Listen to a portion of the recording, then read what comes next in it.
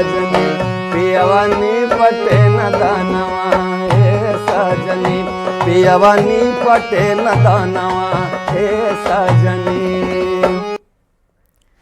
नमस्कार, मैं हूं आपके साथ रुचिका राज। न्यूज 18 स्पेशल में आज बात करेंगे भिखारी ठाकुर की, जिन्होंने भोजपुरी का शेक्सपियर कहा गया, जिन्होंने अपनी रचनाओं, नाटकों के जरिए समाज की कुरीतियों और रोजी रोटी के लिए परिवार से दूर जाने के दर्द को दुनिया के सामने रखा। भिखारी ठाकुर ने किताबी शिक्षा को ज्यादा नहीं ली, लेकिन उनकी सोच समाज की बुराइयों को खत्म करने की इच्छा ने उनकी ख्याति देश विदेश तक पहुंचा दी। और एक वक्त ऐसा भी आया जब उनकी लोकप्रियता देश की शहादत को पार कर गई। उनकी रचनाओं में आम आदमी का दर्द छिपा होता था।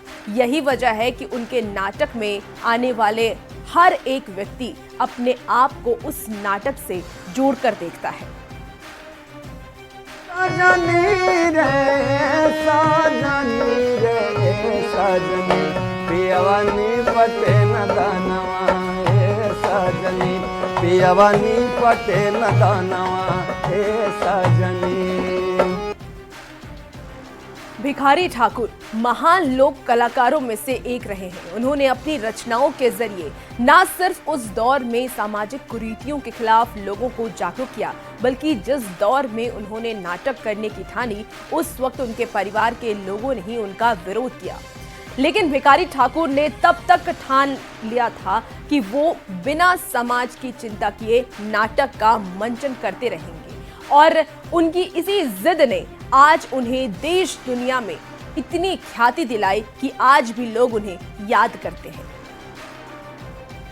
गोइले कलकत्ता रे सजनी पिया गोइले कलकत्ता रे सजनी। पति पत्नी के बीच प्यार और बिछड़न पर भिखारी ठाकुर की ये पंक्तियां आज भी उतनी ही सच्ची लगती हैं, जितनी कुछ दशक पहले जब ये लिखी गई थी। रे सजनी। हो सकता है समय बीतने के साथ कहने का तरीका बदल गया हो, लेकिन आज भी जब कोई अपना घर से बाहर जाता है तो कोई उसका दिल का करीबी ऐसा ही ख्याल रखता है। दूरी के गोइले पति पत्नी के नातवा रे सजनी पिया गोइले कलकत्ता रे सजनी पिया गोइले कलकत्ता रे सजनी। इसकी रचना करने वाले भिखारी ठाकुर कला के क्षेत्र में अपनी ऐसी अमिट छाप छोड़ गए कि किसी ने उन्हें उनके लिखे नाटक के लिए भोजपुरी का शेक्सपियर कहा, तो किसी ने उनकी रचना के लिए उन्हें तुलसीदास कह दिया, तो किसी ने उनके लेख के लिए भारतेंदु तक कह दिया। भिखारी ठाकुर जी थे, उनकी जो रचनाएं थी उसमें बहुत ही ज़्यादा संवेदनशीलता और बहुत ही ज़्यादा रियलिटी थी, और उनकी अभिव्यक्ति बहुत ही नेचुरल तरीके से होती थी। और मैं तो बस इतना ही समझती हूँ कि जो व्यक्ति समाज को इतनी गहराई से समझ सकता है, उस व्यक्ति का व्यक्तित्व कितना उन्नत होगा। वो सिर्फ एक अच्छे कलाकार नहीं थे, बल्कि एक बहुत ही अच्छे इंसान भी थे, और ऐसे इंसान बिरले पैदा होते हैं, और वैसे ही कलाकार भी, भिखारी ठाकुर जैसे कलाकार भी बहुत कम पैदा होते हैं।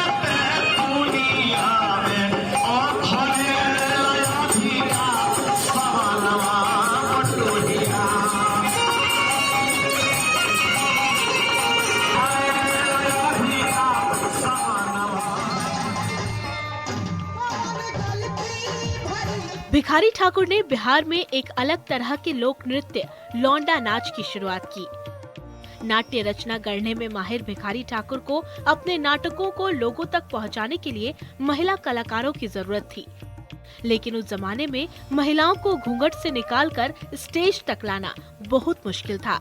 इसका तोड़ उन्होंने पुरुषों को महिलाओं की तरह साड़ी पहना कर निकाला।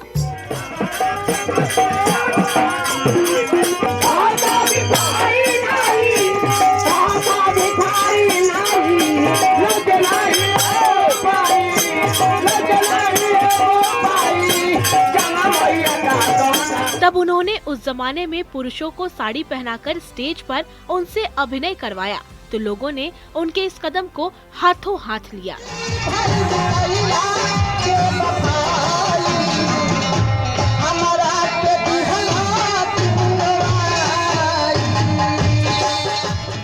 भिखारी ठाकुर 20वीं शताब्दी के महान लोक नाटक कलाकारों में से एक रहे हैं। भिखारी ठाकुर का जन्म 18 दिसंबर 1887 को छपरा जिले के एक छोटे से गांव कुतुबपुर में एक सामान्य नाई परिवार में हुआ था। पिता दल सिंह ठाकुर और मां शिवकली देवी सहित पूरा परिवार अपने जातिगत पेशे से जुड़ा हुआ था। घर घर जाकर उस तरह से हजामत बनाना, चिट्ठी पहुंचाना, शादी विवाह, जन्म श्राद्ध और अन्य अनुष्ठान और संस्कार उनका पारिवारिक और जातिगत पेशा था। परिवार में दूर दूर तक गीत संगीत, नृत्य, नाटक का कोई माहौल नहीं था, लेकिन उनका मन तो इसी में लग गया, क्योंकि भिखारी के भीतर एक कलाकार था, एक रचनाकार था, सामाजिक बोध वाला एक बुद्धिजीवी था। डगरिया जो हतना विद्युत बाटे ठकोरिया हो धोरिया धोई के कान्हा पर चौदरिया हो बबरिया झाड़ी के ना। 9 साल की आयु में भिखारी ठाकुर ने स्कूल जाना शुरू किया, लेकिन साल भर बाद भी उन्हें एक भी अक्षर ज्ञान नहीं हुआ। उन्होंने स्कूल जाना छोड़ दिया और गाय चराने लगे।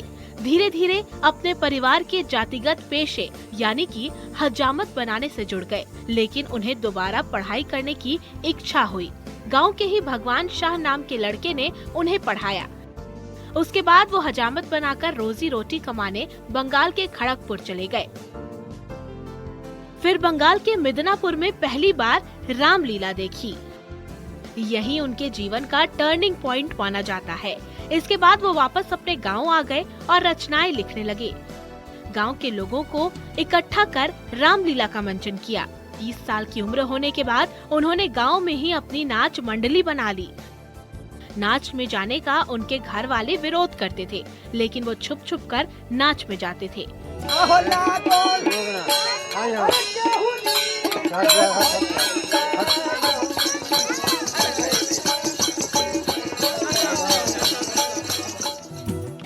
भिखारी ठाकुर ने 1917 में अपनी नाच मंडली की स्थापना कर भोजपुरी भाषा में विदेसिया, गबर घिचोर, बेटी बेचवा, भाई विरोध, पिया निसैल, गंगा स्नान, नाई बाहर, नकल भांड और नेटुआ सहित कई नाटक, सामाजिक धार्मिक प्रसंग, गाथा और गीतों की रचना की।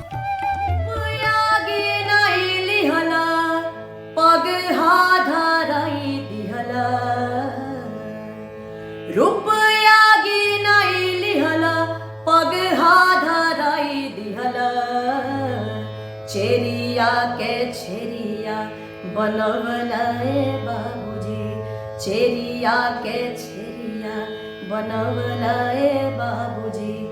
मुहावा में दांत नइखे, हलुआ घोटात नइखे, दादा लेखा खोजला दुल्हवाए बाबूजी, दादा लेखा खोजला दुल्हवाए बाबूजी। उन्होंने अपने नाटक और गीत नृत्यों के माध्यम से उस समय के भोजपुरी समाज की समस्याओं और कुरीतियों को सहज तरीके से मंच पर पेश किया और लोगों को संदेश देने का काम किया।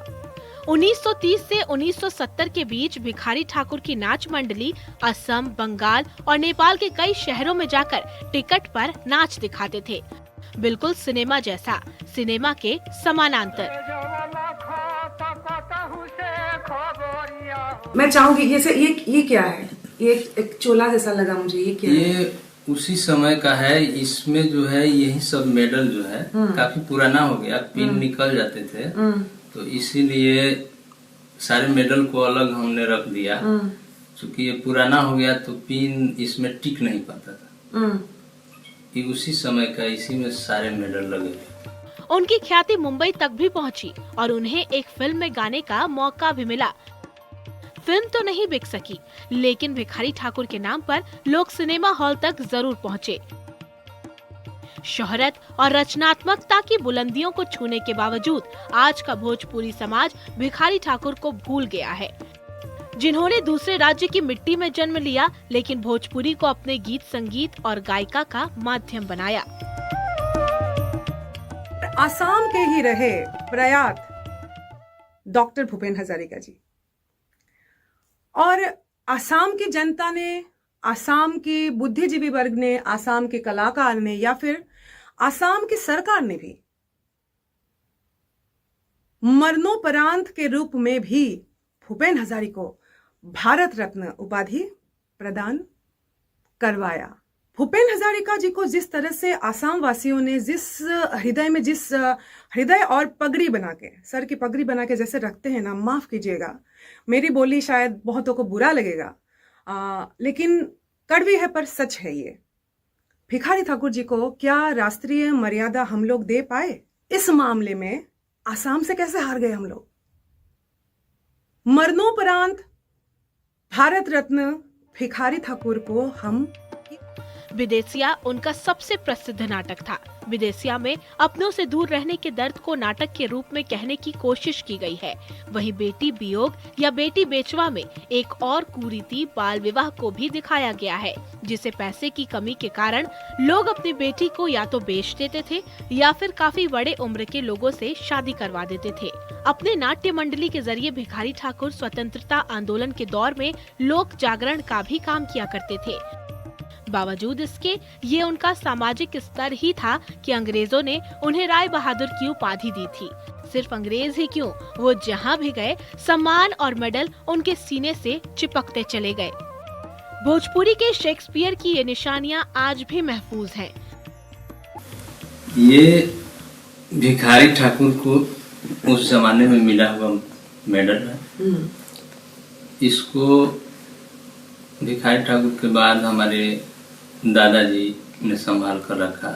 दादाजी के मरने के बाद हमारे बड़े पिताजी राजेंद्र प्रसाद ठाकुर ने संभाल कर रखा और वे हमको समझाते गए कि ये उनका मेडल है और उनके मरने के बाद जो है इसको हम संभाल के अभी रखे हैं। ये लोटा भिखारी ठाकुर को किसी ने गिफ्ट किया था, तो इसी लोटा में पानी पीते थे।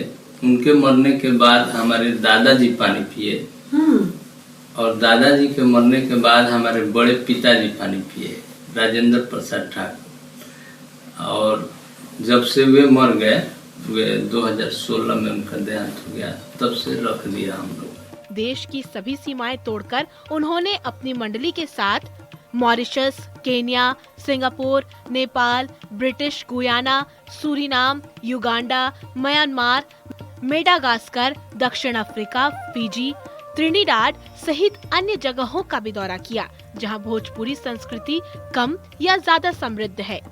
भिखारी ठाकुर में एक खास बात थी, वो ये कि वो समाज के प्रति बहुत जागरूक थे। समाज की कुरीतियों पर उनकी पैनी नजर थी। साथ ही समाज में प्रचलित गीत और नृत्य और अन्य नाटक कलाओं में भी उनकी अच्छी समझ थी और ये दिन व दिन बढ़ता ही चला गया। उनकी इसी समझ और लगन ने उन्हें महानता के शिखर पर पहुंचा दिया और भोजपुरी के शेक्सपियर का तमगा भी दिला दिया। अपने फन के जरिए लोकप्रियता की बुलंदियों को छूने वाले भिखारी ठाकुर ने 10 जुलाई 1971 को अंतिम सांस ली। नगोरिया देखी जाना के हमारा जोरिया में भीरवल बाटे ओरिया हो चकोरिया दोरी के ना। भिखारी ठाकुर ने अपनी रचनाओं के जरिए समाज में, देश और दुनिया में अपना एक अलग ही स्थान बनाया। भोजपुरी कलाकार आज भी भिखारी ठाकुर को अपने पूर्वज की तरह देखते हैं। उनकी जन्म जयंती पर सरकारी से लेकर कई जगहों पर निजी कार्यक्रम आयोजित किए जाते हैं, लेकिन भिखारी ठाकुर के परिवार के लोगों का ये दर्द है कि आज तक भिखारी ठाकुर को वो मान सम्मान सरकार से नहीं मिला जिसके वो हकदार थे। ये रिपोर्ट देखिए।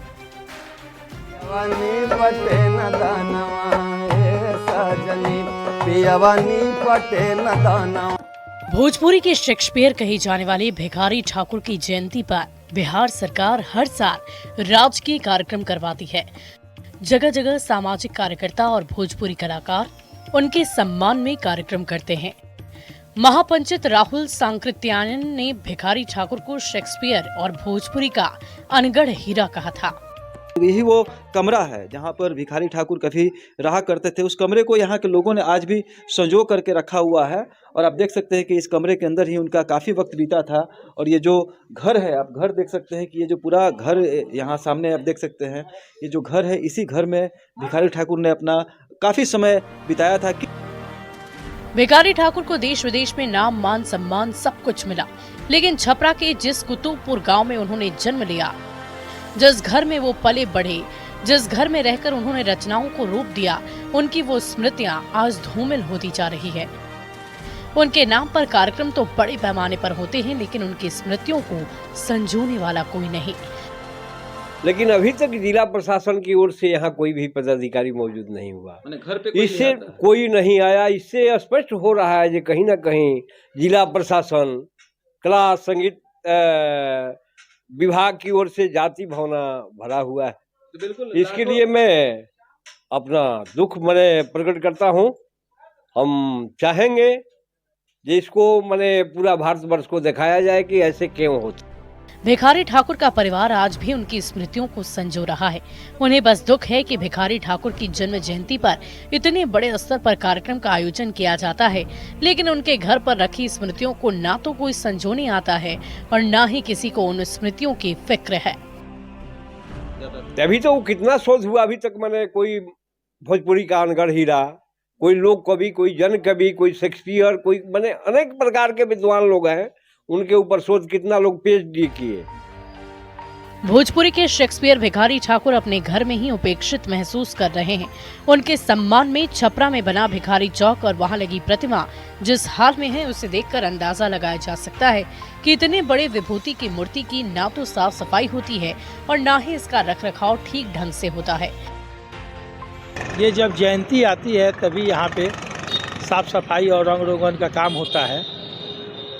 उसके बाद जयंती जाने के बाद ना ही कोई झाड़ू कस या कोई सफाई कर्मचारी आता है साफ करने के लिए। स्थानीय लोग ये बताते हैं कि पूरे साल इस मूर्ति को कोई देखने तक नहीं आता, लेकिन जब उनकी जयंती आती है तो इसकी साफ सफाई जरूर हो जाती है।